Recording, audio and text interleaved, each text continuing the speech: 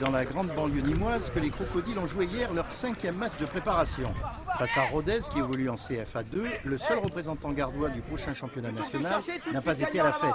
Uvel, un centre flottant du Ruténois qui atterrit sur l'arête du but de Duchesne. Les Aveyronnais plus en jambes, surtout en deuxième mi-temps, vont dominer des Nîmois sans doute fatigués par les dernières séances de travail.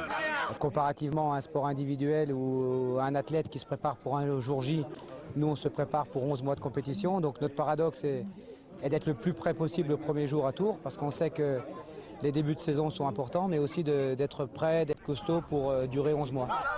Le recrutement du Nîmes Olympique est terminé. 12 joueurs sont arrivés et 7 sont partis. L'attaquant Ahmed Sidibé, 29 ans, vient de signer une saison. Avec l'équipe bretonne de Pontivy, il avait été le meilleur buteur de CFA. Hier, il a pu voir le seul but du match à la 33e minute, après cette faute dans la surface de l'Aveyronnais.